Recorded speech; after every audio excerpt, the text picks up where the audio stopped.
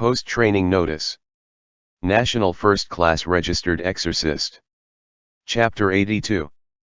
Symphony. Who's there? Kita bellowed in the corridor. Kita raced towards the end of the corridor in pursuit, but a gust of wind swept past him as Xiang Cheng punched forward. Kita retreated and parried, and the two of them ended up exchanging 4 blows in an instant. Right after that, the door to the room opened, and another person kicked straight out. Xiang Cheng couldn't dodge in time, and he was dealt a solid kick. In the darkness, both of them lashed out at the same time. Xiang Cheng clicked his tongue. His opponent was as fast as a whirlwind, and every strike of his would have been lethal had it landed. Xiang Cheng borrowed the momentum of a strike to pull the other man's fist towards him, letting it connect with Kita's shoulder, as he retreated towards the stairwell. Xian Hezi raced out of the villa as well in hot pursuit. Outside, someone was retreating swiftly, so Xian Hezi pulled out his tang blades and stopped in his tracks, turning back to look out the doorway. He flicked open the fuse box and, with the tip of a sword, pushed the latch up. The lights in the villa turned on. Xiang Cheng dashed away, no longer trying to fight the two of them. He charged into Chen Lang's room, with Kita following closely behind. Xiang Cheng vaulted out of the window and vanished. Chen Zhen swiftly charged up the stairs. Kita said, "They ran off." "Who was it?" Chen Zhen asked. "I couldn't see them clearly," Kita replied. "Check the rooms one by one," Chen Zhen said. "See if they have any companions." Zhi Xiaoduo was hiding in the closet inside Chen Zhen's room, only to hear the sound of footsteps. A male stranger's voice said, "Not here either." "Was that Yao Guai rescued?" Chen Zhen asked outside. Zhi Xiaoduo thought, "Yao Guai? Yao Guai? What are you all talking about?" That stranger's voice replied, "It's still here." When Chen Zhen went down the stairs, he found that his phone was vibrating on the table, so he picked up the call. Chi Wei's voice spoke. "Teacher Dishuman is coming in person, I can't stop her any longer." Chen Zhen replied, "I was just about to leave. Tell her to come to the airport to chat." "That won't do," Chi Wei said. "She's already heading over." Chen Zhen let out a sigh. Xian Hezi came back from outside and asked, "How are we supposed to tidy this all up?" Chen Zhen and Kita exchanged a glance, wanting nothing more than to bash their heads against the wall. Xiang Cheng was sprawled outside the second floor, blending into the dark of the night. A moment later, Zhi Xiaoduo quietly pulled open the sliding door, and Xiang Cheng vaulted in and turned on the lights. "There's nothing that you want here," Zhi Xiaoduo walked out of the closet, searching through Chen Zhen's drawers. They were echoing with emptiness. Xiang Cheng said, "You go search through the nightstand and under the bed. I'll take the desk." There was a mess of documents over the table. Zhi Xiaoduo searched through his assigned things, and Xiang Cheng added, "There's no need to search under the covers." Under the pillow was the wallet that Zhi Xiaoduo had gifted Chen Zhen. Zhi Xiaoduo flipped it open and glanced through it. Inside, there were only a few $100 and a picture, which was of himself, Chen Lang, Chen Zhen, Kita, Zhou Wanyuan, Chi Wei, Xian Hezi, and several other people who he didn't recognize. Next to Zhi Xiaoduo stood a man who looked a little familiar. He had an arm around Zhi Xiaoduo. Zhi Xiaoduo. Zhi Xiaoduo could not remember when he had this picture taken. "Who is this?" Zhi Xiaoduo's voice quivered a little. Xiang Cheng put down the stuff he had in his hands and closed the wallet, before stuffing it under the pillow again and pulling the covers flat. He then said, "You'll understand very soon. Hurry up. We don't have any more time." Zhi Xiaoduo reflexively continued to help Xiang Cheng search through the things, but the more he searched, the more confused he got. He seemed to have dimly remembered something. Outside, there was the sound of a car stopping, and Xiang Cheng scooted over to the window and peeked out, before saying, "Damn it!" A shiny black car came to a stop. Kita went to open the door, and a woman's voice asked, "Where's Chen Zhen? Call everybody down here." Quite a few people had arrived outside, and they had surrounded the entire villa. Another car came to a stop, this time a red sports car. Chi Wei climbed out, and he swiftly strode into the villa. Xiang Cheng had Zhi Ziaduo go behind the door, gesturing for him to wait here. He himself, on the other hand, got into a fighting stance, preparing to attack as soon as someone came in. But Chen Zhen's voice sounded outside the door. "Let's meet downstairs." Across the hallway, there was the sound of someone opening and closing a door, as well as footsteps. The person guarding the door across the way walked out and went down the stairs. Xiang Cheng thought deeply for a moment, before opening the door and saying, "Go into the room across the hallway." Zhi Ziaduo opened the door and went in. Xiang Cheng followed closely behind him. When Zhi Ziaduo saw what was inside, he was very startled. There was a tall, burly man lying on his side in the bed. The man's hands were cuffed with handcuffs, and his eyes were closed, as if he was asleep. "Isn't this your subordinate?" Zhi Ziaduo asked. "Don't mind him," Xiang Cheng said in reply. "Search for the things." As soon as Xiang Cheng went inside, he began to flip through the drawers and the storage bins. Zhi Ziaduo was curious, so he walked to the side of the bed and bent over, studying that man's sound asleep face. The man was very handsome, and Zhi Ziaduo remembered something. The night before last, this man had handed him a remote control. He had then watched Zhi Ziaduo from the side, a complicated light in his eyes, and he hadn't said a single word. After that, Zhi Ziaduo remembered the picture that he had seen in Chen Zhen's wallet. Wasn't that the man standing beside himself in the photo?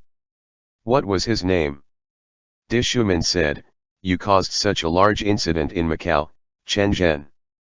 Setting aside you crossing jurisdictions to enforce the law, why didn't you give the local division a heads up first?" Several officials of the local division had come as well.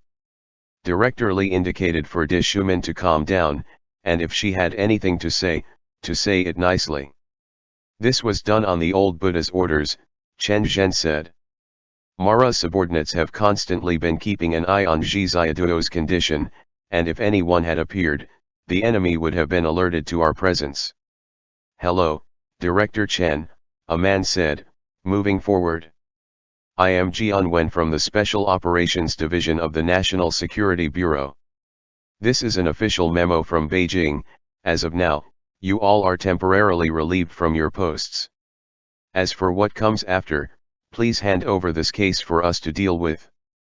Kita was torn between laughing and crying. "Do you know who's locked up upstairs?" Jian Wen replied, "That is not important. As of now, you all have had your authority as law enforcement removed. As for how exactly you will be dealt with, please confirm that with the appropriate department.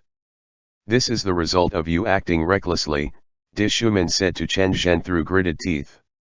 "The person in question was already caught, and you brought him away just like that. How am I supposed to clean up the absolute mess that you left behind?" Chi Wei stood behind Dishuman, not daring to make a sound. "Where is he?" Jian Wen asked. "What are you thinking of doing?" Chen Zhen asked. "Please stop. Unless Bureau Director Lin gives me a call." Jian Wen replied coldly, "The danger rating of this level has already exceeded the authority of Bureau Director Lin Yura. The local exorcism committee is also under my command. Director Chen, you all are public service personnel. Please do not try to knowingly violate the law." Chen Zhen and Kita exchanged a glance, but since they had misgivings about having people around them, they didn't dare explain. Dishuman was at her wit's end, and she had no choice but to go up the stairs, saying, "Chi Wei, lead the way." Zhi Ziaduo turned his head, looking towards that man lying on the bed. His visage was so familiar, and Zhi Ziaduo's mind was a mess at the sight. Dishuman's voice echoed down the hall. "Found them," Xiang Cheng said, opening a box. Let's go, quickly. Who is he? Zhi Xiaoduo asked, standing by that person's side, facing Xiang Cheng. Do I know him? What exactly is going on? There was a smile in Xiang Cheng's eyes, and he stroked Zhi Xiaoduo's head, handing the box to him so that he could hold it in his arms. He then reached out and opened it. Inside was a notebook, 2 odd palm-sized totems, a few bits and bobs, as well as 2 rings. Xiang Cheng pulled out one of the rings, gesturing for Zhi Xiaoduo to look at it, before sliding the ring onto Zhi Xiaoduo's ring finger. This is a wedding ring, Xiang Cheng said. Once I put it on, you'll discover some very strange and mysterious things. Zhi Xiaoduo swelled with rage at that, and he said, stop messing around. What exactly is? But right then, the door opened. Everyone saw Zhi Xiaoduo and Xiang Cheng together, and their expressions immediately changed. Xian Hezi was the first to pull out his sabers, and Xiang Cheng flipped the table over. Jian Wen was very swift on the uptake as well, and he pulled out his gun and fired a shot. Xiang Cheng dragged Zhi Xiaoduo behind him as he ducked, breaking through the glass and charging out of the window. Dishuman shouted, watch out. Zhi Xiaoduo crashed into Xiang Cheng. The ring that Xiang Cheng hadn't put on yet glowed with light, and it flew outside, landing in a patch of grass. The people surrounding the villa shouted, who's there? Zhi Xiaoduo looked left and right as Xiang Cheng bent over, scrabbling through the grass in search of the ring.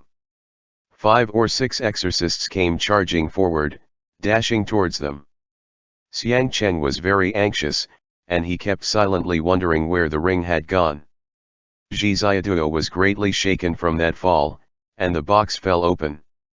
The notebook fell out, and Zhi Xiaoduo asked, should we run? Jian Wen charged out of the villa, shouting, capture them. More and more exorcists were appearing, and they had surrounded the residential community. Right then, another man dashed out, shielding Zhi Xiaoduo and Xiang Cheng behind him. What, you want a fight? The man asked. I'm not from the exorcism committee, I quit my post a long time ago. Want to give it a try? Jian Wen asked coldly. Chao Bin. Dishuman admonished. Don't be reckless. The voices were getting closer and closer to Zhi Xiaoduo, but he felt as if he was removed from where he was standing amongst these people. There was a passage of music sounding blurrily, but he couldn't grasp the melody of that piece. It felt as if he was standing in a stretch of fog, and he couldn't figure out which way was up. Right after that, there were gunshots from not too far away. At the very last moment, Xiang Cheng found the ring in the grass.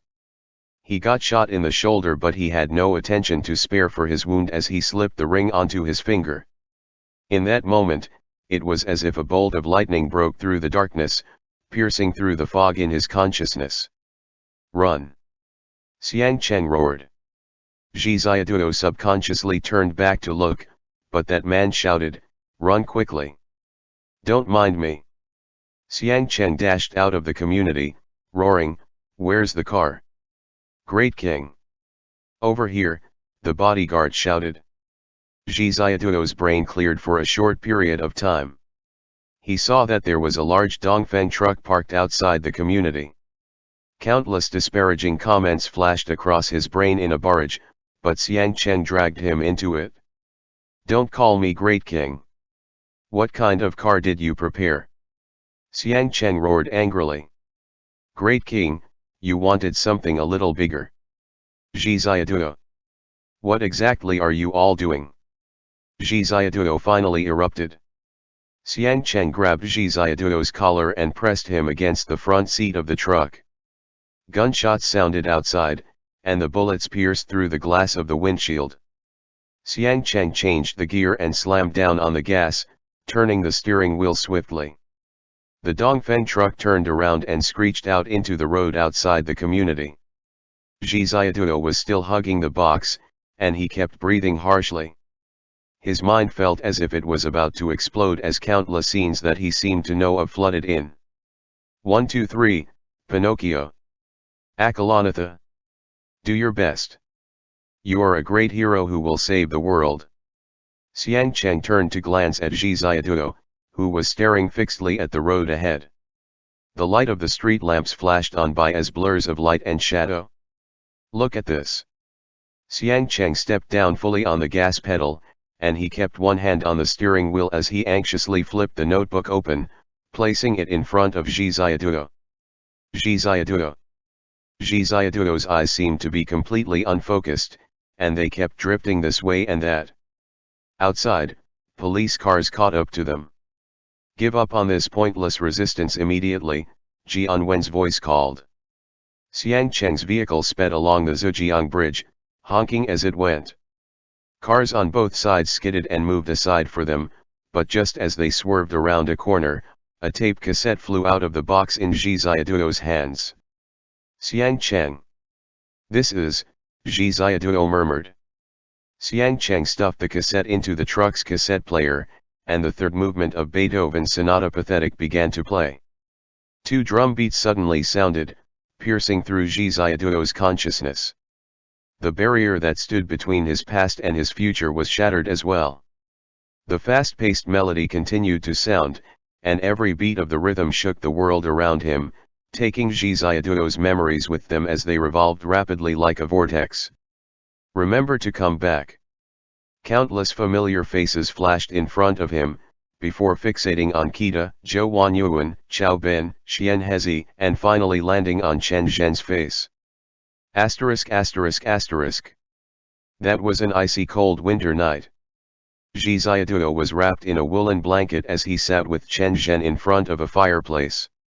Both of them were so cold that they kept shivering. What should we do? Zhi Ziaduo asked. They will never let Xiang Cheng go. Chen Zhen responded, the old Buddha will definitely send Xiang Cheng into the prisons of the exorcism committee. You must not act hastily, and you must keep yourself safe. They will keep you under house arrest for a period of time, since none of you reported the matter of the 9-tailed heavenly fox, which startled the higher-ups.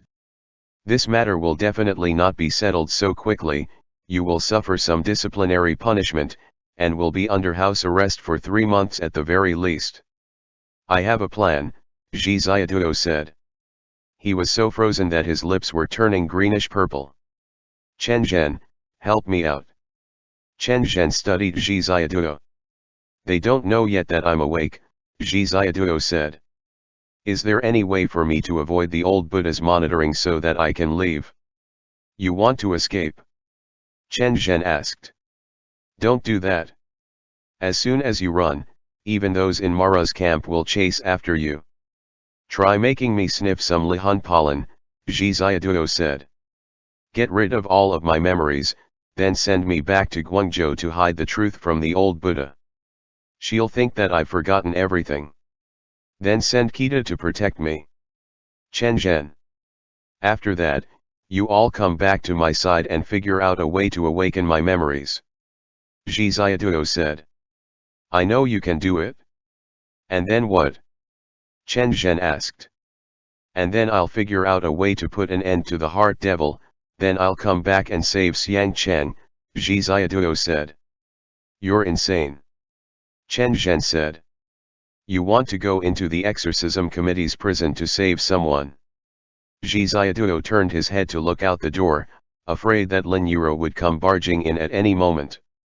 He said anxiously, since Jinghao was able to escape, Xiang Cheng will definitely be able to, as long as I know where he is locked up. I cannot let you do this, Chen Zhen said. Xiang Cheng's heart devil will affect the lives of tens of thousands of people. I cannot bet all of that on you alone. Plus, can you ensure that if Xiang Cheng leaves with you, his heart devil will be defeated? The truck shook violently, and Xiang Cheng shouted, watch out. The centripetal force that came from turning a corner threw Zhi Ziaduo to the side. Xiang Cheng reached out, groped around for the seat belt, and fastened it for him. A brilliant ball of flame appeared before them and went right for them, and with the strains of the Sonata Pathetic, the truck flew over the sea of flames. In your house, I saw an ancient document, Zhi Xiaoduo said quietly but swiftly. Akalanatha is Mara's nemesis.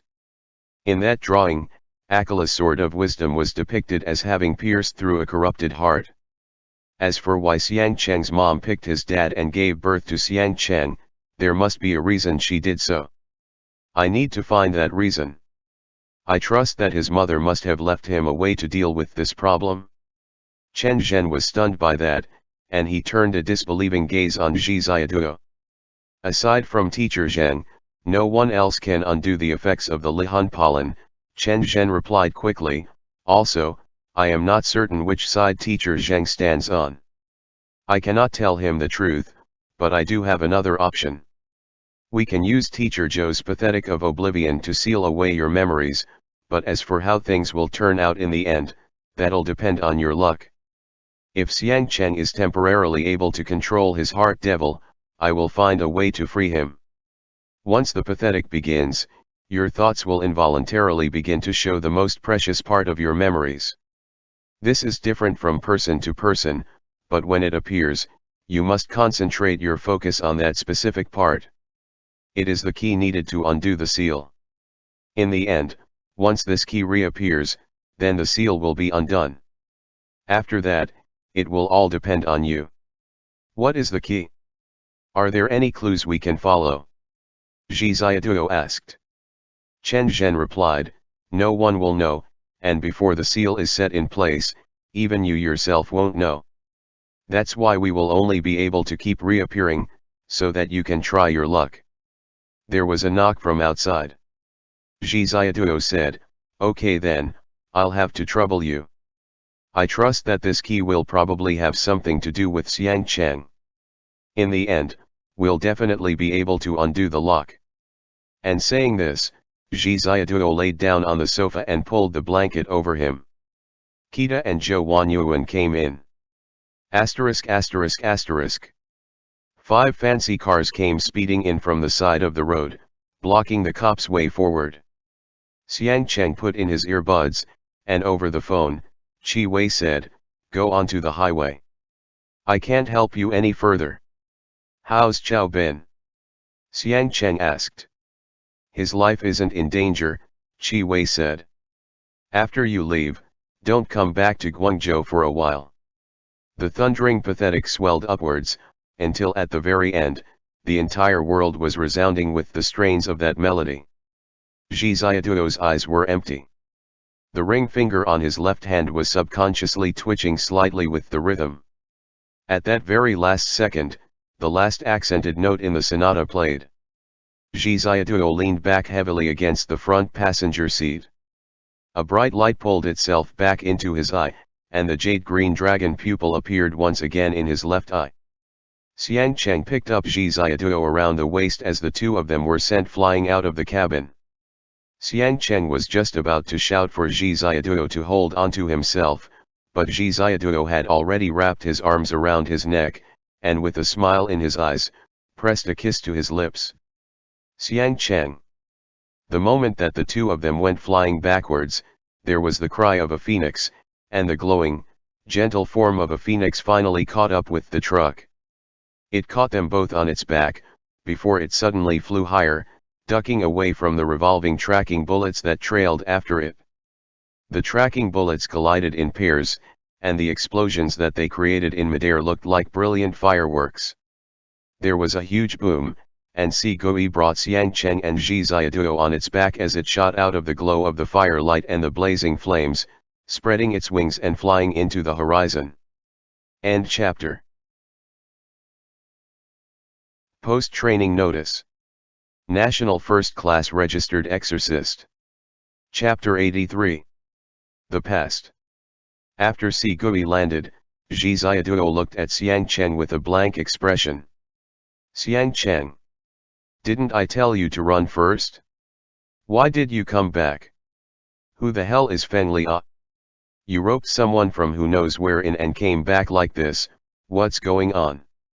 Zhi Xiaoduo shouted angrily. Xiang Cheng started laughing. Zhi Xiaoduo chased Xiang Cheng around, roaring into the wilderness. Xiang Cheng fell to the ground, and Zhi Xiaoduo pounced on him and straddled him. He wanted to give him a hard blow, but Xiang Cheng looked even uglier when he laughed, and Zhi Xiaoduo really couldn't do anything about him. You didn't tell me anything. Zhi Xiaoduo suddenly said, when lovers are together, shouldn't they have a mutual understanding? You won't let me accompany you anywhere you go, you always rush ahead alone. Xiang Cheng looked at Zhi Xiaoduo. Zhi Xiaoduo said, I know you are very smart and that you can solve everything, but I also hope to know what you are thinking. This way is too tiring. Zhi Xiaoduo, with a depressed expression, walked in front of him and Xiang Cheng followed behind, saying, Xiaoduo, I promise I will never do this again. I love you. Xiang Cheng said, after we separated, only then did I realize that I could never leave you again. Zhi Xiaoduo thought, you should come up and hug me. No matter how prettily you phrase things, it won't be enough. Xiaoduo. Xiang Cheng said calmly, hear me out. After I fled Zhengzhou, I ran all the way to Xi'an. I tried to come back to save you several times, but they had sent you back to Guangzhou. Xiang Cheng said, I had lost my weapons and magical artifacts, and the two that were left had been corrupted, so I didn't dare use them. My heart devils almost overcame me, and I hid in a cliff on the side of the Yellow River. During my most difficult times, you were the one who gave me strength. In the dark field, the winter wind blew the withered grass, and Zhi Xiaoduo looked around. He was a little afraid and thought, why are you talking so much? Wouldn't it be done if you came up to hug me? Who wants to hear your emotional and vulnerable explanation at such a time? From that time on, Xiang Cheng said, I thought that I must return to your side. Zhi Xiaoduo thought, do you know how to hug or not? Forget it. He turned around and tightly hugged Xiang Cheng. Xiang Cheng hugged Zhi Xiaoduo and rubbed his head. I just knew that you would definitely be waiting for me at home. Xiang Cheng said in a deep voice. Then, Zhi Xiaoduo gave him an earth-shaking judo flip over the shoulder. Go Dai Ba! Zhi Xiaoduo angrily roared, his voice echoing in the wilderness and the mountains. Xiang Cheng. Xiang Cheng finally encountered one of the world's 10 great unsolved mysteries. Why is my wife angry? Half an hour later, a small brick house appeared in the distance. A fire was lit in the house, and Zhi Xiaoduo put his hands close to the warm flame.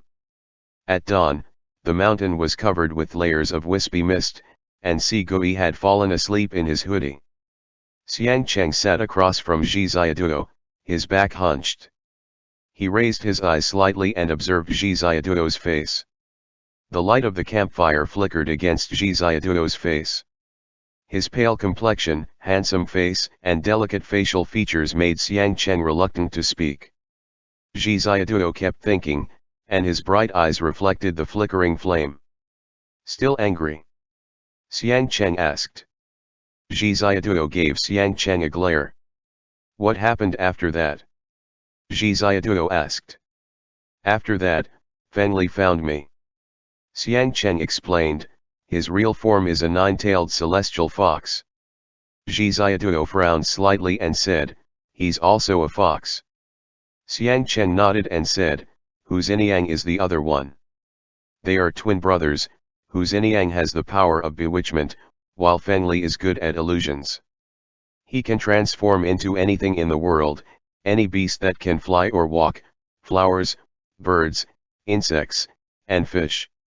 Long ago, Hu Ziniang took away his power and his face, so he had to leave the sacred land and wander around the human world.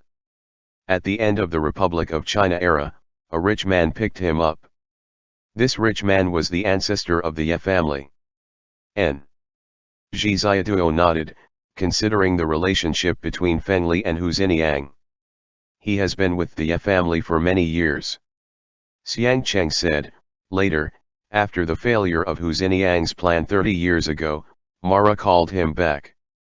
As a faceless Yaoguai, Feng Li can travel between the human world and the sacred land. The Ye family of old was long gone and their numbers had diminished to nearly nothing. The ancestral tomb of the Ye family is in Fengdu. 50 years ago, when the head of the Ye family returned to his hometown to visit the tomb, he got to know my grandfather and kept in touch with him. The last heir to the Ye family kept in touch with us from overseas. He once asked my father to check the feng shui and move the ancestral tomb. That was also the time when my father began to suspect that the qi veins acting up in the Ye family were due to Yao causing mischief. He investigated the case for 4 years, until he figured out Feng Li's identity. He didn't kill him, but let him go. Did the head of the Ye family die later? Zhi Xiaoduo asked. Yes. Xiang Chen nodded and said, there was no one who could inherit, and before the head died, he asked my father to find a suitable successor for him. But Feng Li went back again, to run the Ye family's company. After my father died, Feng Li found me and handed over the company to me. After the assets were counted, the original company was gotten rid of. Xiang Cheng shrugged and said, there was still a lot of money left, and Feng Li used this money to register a company in Taiwan to protect the Yaoguai who had defected over to him. Why?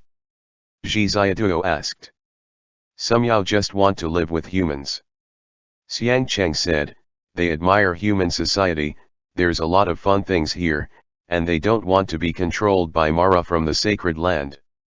They want money, they want to eat delicious food, and they enjoy going to Disneyland. An image of a group of Yaoguai playing on roller coasters and merry-go-rounds appeared in Zhi Xiaoduo's mind. There was a sound of claws scratching the door outside. The two people turned pale at the same time, and Zhi Xiaoduo ducked behind Xiang Cheng. Xiang Cheng opened the door. A German shepherd was there wagging its tail, and it stuck out its tongue and looked at them. Lang dog. Zhi Xiaoduo said, how did you find this place? Lang dog was holding a letter in his mouth. He panted, looked at Xiang Cheng, then at Zhi Xiaoduo, and hid behind Zhi Xiaoduo. Zhi Xiaoduo opened the letter. It was written in Chen Zhen's handwriting. Don't appear in public for the time being, and beware of exorcists. I'm sending Lang Dog and Si Gui to you. If Xiang Cheng is really possessed, remember not to force him. Zhi Xiaoduo gave it to Xiang Cheng. Xiang Cheng just glanced at it and nodded. They should be here soon. Who? My subordinates. Xiang Cheng replied, Feng Li has gone back to the sacred land and has given me some people who will follow my instructions. Zhi Xiaoduo's attention was not on this. He asked, have you also been to the sacred land? Xiang Cheng nodded and said, Feng Li took me back. How was the situation there? Zhi Xiaoduo asked, how could Mara let you go? Xiang Cheng thought for a while, then he frowned deeply and replied, Mara doesn't actually count as a person. I don't know how to describe it. But it is only a force. It has no thoughts, the only people who have thoughts are those whom Mara possesses as a parasite. The power of Mara determines the lifespan of that person it has taken over. However, that person actually died 7 years ago. Zhi Xiaoduo. Logically speaking, after the host dies, the power of Mara will escape, because it is derived from the heaven and earth veins. Xiang Cheng replied, but 7 years ago, Mara had a subordinate, an old shaman, who used a special magic to maintain the vitality of the host and controlled it to give orders, treating it as a puppet. Now, the whole of the sacred land is under the control of this subordinate. What magic? Zhi Xiaoduo vaguely touched on the main point. The power of blood. Xiang Cheng explained. The blood devil body. Zhi Xiaoduo thought of Qi Wei's explanation, that old shaman must be Zheng Qin's elder Shixing. Xiang Cheng nodded and stirred the fire a bit. The wolfhound lay down at Zhi Xiaoduo's feet. Can you understand? Xiang Cheng observed Zhi Xiaoduo's expression and said, the relationship between the blood devil and Mara is the reason why they let me out. Zhi Xiaoduo was a little puzzled and asked, why? The blood devil hopes to control that dead man for a bit longer. Xiang Cheng patiently explained, once I take its place, I will become the new host. I have my own consciousness, and it is obviously not easy for the blood devil to control me again. Then why doesn't it try to kill you? Zhi Xiaoduo asked. It can't kill me. Xiang Cheng said, if I am killed, my human 3 Hun and 7 Po will dissipate, and the snake Po will remain. At that time, the devil seed in my body will absorb all that power and directly become the new Mara. Therefore, no matter what the blood devil does, the reincarnation and rebirth of Mara cannot be interfered with. Zhi Xiaoduo murmured, I understand now. He wants you to return to the human world, be caught by the Exorcist committee, and then be locked up. Xiang Chen nodded, snapped his fingers and said, correct. Fengli took advantage of this fact to bring me out of the sacred land again. The reason he gave was to find a new base where Yaoguai could develop. After all, if I am in the sacred land, the closer I am to Mara, the easier it will be for my strength to rise and for it to fall, as that power goes to me. Fengli taught me a spell, which my father taught him. Xiang Cheng said, it can temporarily seal my snake Hun so that the blood devil can't track my whereabouts through Mara's reactions, and he also won't know what I'm doing. We have to go back to find Shenzhen. Zhi Xiaoduo said. Wait a minute. Xiang Cheng replied, the Exorcist committee is not safe. That's why I haven't had an official negotiation with Chen Zhen this whole time. No way ba. Zhi Xiaoduo said, there are more spies? The Exorcist committee is going to become a nest of spies at this rate. Xiang Cheng thought for a while and said, do you remember the mission that led us to Zhengzhou? Zhi Xiaoduo frowned deeply, and Xiang Cheng said, don't you think it was too much of a coincidence that we were assigned that mission? But, Zhi Xiaoduo said, I think in many cases, things do happen by chance, and it doesn't mean that someone was manipulating us at the time. At the beginning, we set out from Beijing, to catch Hu Xiniang, who had built a nest in Zhengzhou, and Hu Xiniang had colluded with Wang Lei, right? Then when we received the mission and arrived in Zhengzhou, Hu Xiniang noticed our every move, and then took the initiative to use your family heirlooms to set traps. It doesn't have much to do with the people who are responsible for assigning the mission. Xiang Cheng pondered for a moment and nodded. I thought the same at first, but I had this idea in my heart and couldn't believe them easily, until we left the cruise ship and flew the seaplane. Do you remember that lightning? Zhi Xiaoduo. Qi Wei was right behind us. Xiang Cheng said, that lightning hit him first, and then us. Whose long-range spell was that? Zhi Xiaoduo said suspiciously, what was the purpose of shooting us down? To take us back to Beijing. But why did even Qi Wei get hit? Because our opponent knows our relationship with Qi Wei. Xiang Cheng thought for a while and said, if Qi Wei wasn't hit, he would probably take us away and wouldn't have handed us over to Chen Zhen. Therefore, whoever used the spell must belong to the Beijing faction. If the deceased Kun had not appeared, we would have been caught and taken to Beijing. Xiang Cheng said, whoever used that spell definitely knew our whereabouts immediately. The blood devil can't sense my existence, so we can rule it out. The only possibilities are the people in the Exorcist committee. Zhou Mokuo's trusted subordinate is Chen Zhen, Lin Yura's trusted subordinate is Gagan Torurakita, Qiao Yan's trusted subordinate is Xian Hezi.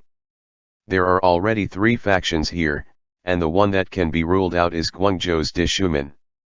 Zhi Xiaoduo said, you're smart. I would have never thought of this.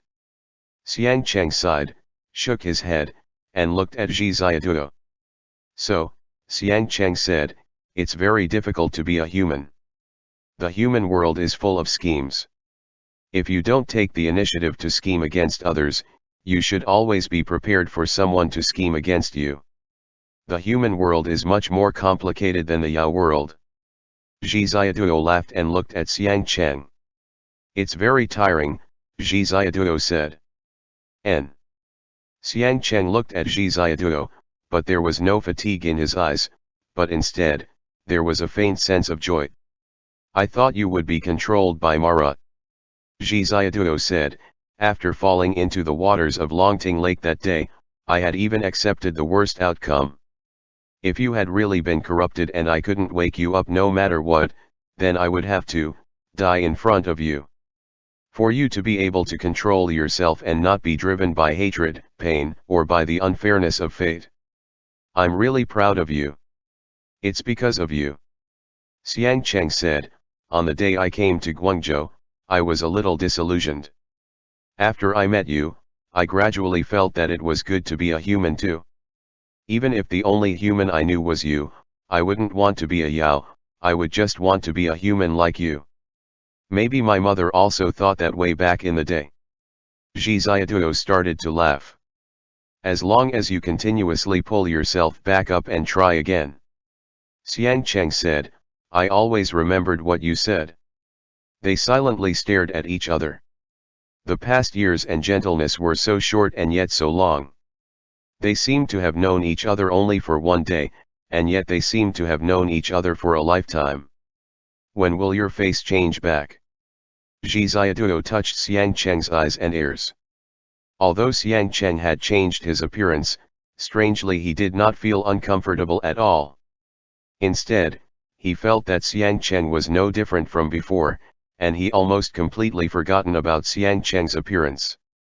Previously, the two of them were together every day, and they were so familiar with each other that he didn't think much about his appearance at all, which was completely different from his first impression back when they had first met. I used a magical artifact. Xiang Cheng said, it's a kind of puppet, and I turned it into me to temporarily confuse the Exorcist committee people. I haven't figured out what to do next. As long as the puppet's spell is removed, my face will change back. If you feel uncomfortable. No. Woo. Zhi Xiaoduo held Xiang Cheng's neck, and Xiang Cheng pulled him into his arms. They held each other tightly and began to kiss. After a bit, Zhi Xiaoduo panted and looked into Xiang Cheng's eyes. I can't do it for the time being. Xiang Cheng whispered, the devil seed is still in my body, and I'm afraid you will be poisoned. That's fine. Zhi Xiaoduo said, I'm already very happy. He felt that he had gotten to know a new Xiang Cheng, who had put on countless facades in front of countless people, and only in front of Zhi Xiaoduo would Xiang Cheng be his real self. The sound of the engine roared to life in the wilderness. It was already daybreak, and the area outside the cabin grew noisy. Xiang Cheng's men had finally found them, and Xiang Cheng and Zhi Xiaoduo got in the car. Along the way, Zhi Xiaoduo slept on Xiang Cheng's shoulder. As the SUV drove through the mountains and forests and across the wilderness, Xiang Cheng's words echoed in his mind. So, it's very difficult to be a human. However, being a human could also be a very happy thing. He did not discuss with Xiang Cheng where they were going. The off-road vehicle got onto the proper road, which led off into the distant horizon. The sky was gray, and they could only see the mountains and vast lands. He didn't ask, and as the car swayed, he thought about the story of Ba Mountain, the story of Xiang Cheng, that Akalanatha who had killed Mara. From all these complex clues, he glimpsed a detail hidden under the many questions, but the known facts couldn't yet prove his conjecture. Xiaoduo. Xiang Cheng shook Zhi Xiaoduo a bit. Zhi Xiaoduo woke up and yawned. Sunshine shone in through the car window. Where are we? What time is it? Zhi Xiaoduo asked in confusion. It was 5 o'clock in the evening, and they were in Shenzhen. Somehow, they had already switched cars, and the bodyguard pulled the car door open. Xiang Cheng and Zhi Xiaoduo came out and went into a fancy hotel for dinner. Zhi Xiaoduo and Xiang Cheng discussed things for a bit, and figured it would be best to contact the organization now. Qi Wei is the least suspicious, Zhi Xiaoduo said, it can't be Chen Zhen either. This time around, he completely went along with my plans. What if they don't know it themselves? Xiang Cheng replied, cutting into the steak. Zhi Xiaoduo suddenly had another thought and said, where did you get a crash course on being a tall, rich, handsome guy? From that book the domineering president fell in love with me. Xiang Cheng took a napkin and wiped his mouth. Zhiziaduo. A man came over wearing sunglasses, with 2 designer paper bags in his hands. Xiang Cheng said, his name is Huang Shan. That subordinate bowed and saluted, saying, Great King. Don't call me Great King. Xiang Cheng said. Also, don't call me Your Imperial Majesty. Zhiziaduo immediately said. Huang Shan nodded, and Xiang Cheng said, he's an Liao. Oh, okay, Zhiziaduo said, hello. If anything comes up, you can tell me, Xiang Cheng said, if I'm not here, you can order him around. Zhiziaduo nodded. I'll order you first, and if you're not here, then I'll order him. He's the alternative, got it? Then what about his brothers? What are they all? Do I need to meet them? Xiang Cheng said, some are mudfish, and there are 2 carp. The ones who drink water a lot are part of the water clan and are Huang Shen's relatives. Those who scratch their armpits often are civets, and those who wear sunglasses are owls. You can tell them apart directly that way. Zhiziaduo. Huang Shan bowed down and said, EMP. Madam Boss, what are we going to do with the dog Yao? His Niadan was hurt by Xianhezi. Zhiziaduo said, can you help him transform into his human form? Huang Shan said politely, I was about to suggest that. Thank you very much. Zhiziaduo then asked, is it hard? Every brother can put in a little bit of their power and help him restore his Niadan, that should be enough. Huang Shan said, it's not much trouble. It can be done in half an hour. Should I bring him later for you to see? Thanks so much. Zhiziaduo never thought that although he had been a Yao subduing engineer, Yao were so friendly towards him now.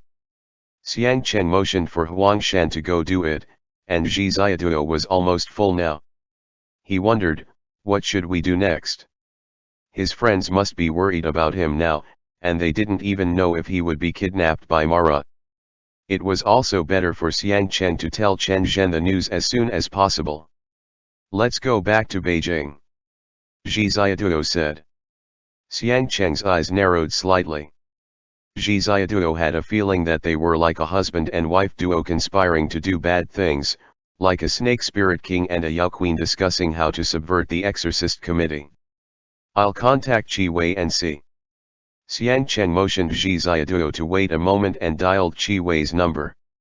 He moved to stand in front of the floor-to-ceiling window, one hand stuck in his trouser pocket, the other holding a glass of wine, as he looked outside, lost in thought. Chen Zhen has already returned to Beijing. Qi Wei said, there is a bit of trouble in the Exorcist committee. The matter of Wang Lei being the spy has been revealed, and the higher UPS are sending people down to investigate level by level. The Exorcist committee will probably be a mess for a while. Did you take the substitute back with you? Xiang Cheng asked. We took it back. Qi Wei said, where exactly are you? In Shenzhen. Xiang Cheng replied. Zhiziaduo motioned for him to bring the earphones over, so that he could talk with Qi Wei. Did Chen Zhen say anything before he left? No. Qi Wei replied, Xianhezi and Kita stayed in Guangzhou and are still looking for you. The higher-ups let teacher De Shuman issue a warrant for your arrest, so you must not use your ID card to buy a ticket or reserve a hotel room, nor swipe your bank card, nor log into the internal website of the Exorcist Committee. I see. Zhiziaduo said, have they figured out the problem with the substitute? He didn't say anything, but I guess he and Kita figured it out. Qi Wei said, with Chen Zhen's intelligence, it's impossible for him to not figure it out. He left at noon today. Xiang Cheng said, contact me again later ba. Wait. Just as Qi Wei was about to ask, Xiang Cheng hung up. If we return to Beijing, will we be monitored? Zhiziaduo asked. Do you want to enter the Exorcist committee? Xiang Cheng laughed. Yes. Zhi Ziaduo said, if the old Buddha and teacher Zhou are having trouble now, this is the best time to go back and get your magical artifacts. You are as bold as I am. As expected of my wife. Xiang Cheng put on his sunglasses and said, let's go ba. We'll go back to the Exorcist committee and get our stuff, and then we can discuss more afterwards. Zhi Ziaduo began to laugh. End chapter.